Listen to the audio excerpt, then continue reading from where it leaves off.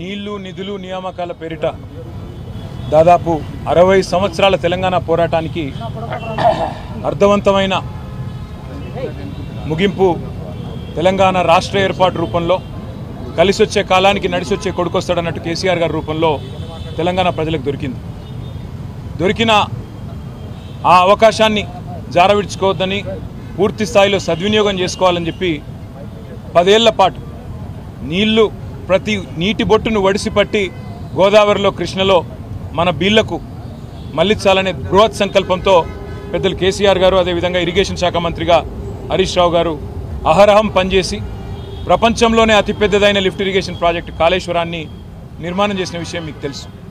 ఇవాళ కాళేశ్వరాన్ని బదనాం చేస్తే కేసీఆర్ గారిని బీఆర్ఎస్ని బదనాం చేయాలనే ఒక ఆలోచన, ఒక కుత్సితమైన కుట్ర తప్ప ఆ రిపోర్ట్లో ఏది కూడా లేదు.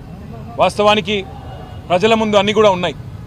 50 ఏళ్లలో కాంగ్రెస్ ఏం చేసింది సాగునీటి రంగంలో, 10 ఏళ్లలో టీఆర్ఎస్ ఏం చేసింది రైతుల అనుభవంలో ఉంది, ప్రజల అనుభవంలో ఉంది అనే విషయాలు కూడా పెద్దలు హరీష్ రావు గారు చాలా వివరంగా చెప్పారు. నేను దాని జోలికి పోను. కానీ ఒకటి మాత్రం పక్కా, ఈరోజు ఇక్కడ ఈ కాంగ్రెస్ ప్రభుత్వం ఏ రిపోర్ట్ అయితే పెట్టిందో అది ఘోష్ రిపోర్ట్ కాదు, ట్రాష్ రిపోర్ట్. అట్లాగే మరి మేము అందుకే ఈరోజు చెత్తబుట్టలో వేయడానికి తప్ప ఆ రిపోర్ట్ దేనికి పనికిరాదన్న ఉద్దేశంతో, ఎందుకంటే కనీసం మా వాదన వినకుండా, కనీసం క్రాస్ ఎగ్జామినేషన్ చేయకుండా, కమిషన్ ఆఫ్ ఎంక్వైరీస్ యాక్ట్ ఏదైతే ఉందో దానికి తూట్లు పొడుస్తూ, దాని చట్టాన్ని ఉల్లంఘిస్తూ ఈ కమిషన్ ఏదైతే నివేదిక ఇచ్చిందో ఆల్రెడీ మేము న్యాయ పోరాటం చేస్తున్నాము. ఆ పోరాటం కొనసాగుతుంది. రాజకీయంగా ఏం చేయాలి అనేది పార్టీ పరంగా కూర్చొని, ఎందుకంటే ఇది ఒక కుట్ర, కేసీఆర్ గారిని బదనాం చేసే కుట్ర, తెలంగాణను దేశవ్యాప్తంగా బదనాం చేసే కుట్ర తప్ప ఇందులో ఏమి కూడా లేదు. నిజం ఎప్పటికైనా నిలకడ మీద తేలుతుంది. ఇవాళ నీళ్ళు ఇచ్చినందుకు కేసీఆర్ గారిని ఇవాళ దోషిగా నిలబెట్టే ప్రయత్నం, ఏదో ఒక చిన్న చిల్లర మల్లర ప్రయత్నం కాంగ్రెస్ పార్టీ చేస్తూ ఉంది. హరీష్ రావు గారు చాలా స్పష్టంగా చెప్పినారు.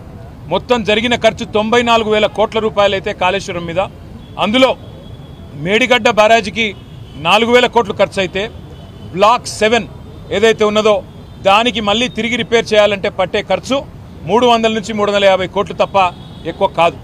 ఆ 300-350 కోట్లు కూడా ఎల్ఎన్టీ అనే సంస్థ ఏజెన్సీ ఏదైతే ఉందో వాళ్ళు మేమే ఖర్చు పెడతాం, ప్రజల మీద రూపాయి కూడా పడదు అని చెప్తుంటే ఈ ప్రభుత్వం 1,00,000 కోట్ల కుంభకోణం, 2,00,000 కోట్ల కుంభకోణం, ఈ నోటికి ఎంత వస్తే అంత అబద్ధాలు చెప్తా ఉన్నారు. చివరికి రేవంత్ రెడ్డి గారి సొంత మామగారు పద్మారెడ్డి గారు చెప్పినారు, ఆయనకు పిల్లనిచ్చిన మామ, 94,000 కోట్లు ఖర్చు అయితే అంత పెద్ద ప్రాజెక్టు కళ్ళెదురుగా కనబడుతుంటే, 15 రిజర్వాయర్లు కనబడుతుంటే, 19 సబ్స్టేషన్లు కనబడుతుంటే, 21 పంప్ హౌజులు కనబడుతుంటే, 100 కిలోమీటర్ల గ్రావిటీ కెనాల్స్, 1000 కిలోమీటర్ల ప్రవాహ కాలువలు కనబడుతుంటే, పరవళ్ళు దుంకుతుంటే గోదావరి, 94,000 కోట్ల ఖర్చు అయితే 1,00,000 కోట్ల కుంభకోణం ఎట్లయితుందని చెప్పి స్వయాన పిల్లనిచ్చిన మామ చెప్తే కూడా రేవంత్ రెడ్డి గారు వారిని కూడా అవమానించే విధంగా ఇవాళ శాసనసభను, రాష్ట్ర ప్రజల్ని తప్పుదోవ పట్టించే విధంగా వ్యవహారం చేస్తూ ఉన్నారు. న్యాయ పోరాటం ఒకవైపు చేస్తాం, ప్రజాక్షేత్రంలో కూడా తప్పకుండా ఎండగడతాం. మేము ఆ పార్టీ నాయకత్వానికి కూడా రేపు ఎల్లుండి ప్లాన్ చేసుకొని మేము కూడా ప్రోగ్రాం డిజైన్ చేసుకుంటాం. పార్టీగా కూర్చుని ఏ రకంగా మరి ఈ కాంగ్రెస్ కుట్రలకు తిరుగులేని సమాధానం చెప్పాలి మా పార్టీలో ఆలోచించి నిర్ణయం తీసుకుంటాం. ఇవాళ మా గొంతు నొక్కి స్పీకర్ గారు మాకు అవకాశం ఇవ్వకుండా ఒక్క సభ్యుడు మాట్లాడుతుంటే ముఖ్యమంత్రితో సహా 10 మంది మంత్రులు 33 సార్లు ఇంటరప్ట్ చేసినారు. ఒకసారి కాదు, 2 సార్లు కాదు, 33 సార్లు అంతరాయం కలిగించి వారిని ఇబ్బంది పెట్టే ప్రయత్నం చేసినారు. అయినా కూడా ప్రజలకు మా సిన్సియారిటీ, మా చిత్తశుద్ధి, మా నాయకత్వంలో ఆనాడు ప్రభుత్వ హయాంలో జరిగిన కార్యక్రమాల వివరాలన్నీ కూడా చెప్పే ప్రయత్నం బలంగా చేసినాం. ప్రజలకు చేరి ఉంటుందని చెప్పి మేము అనుకుంటా ఉన్నాం.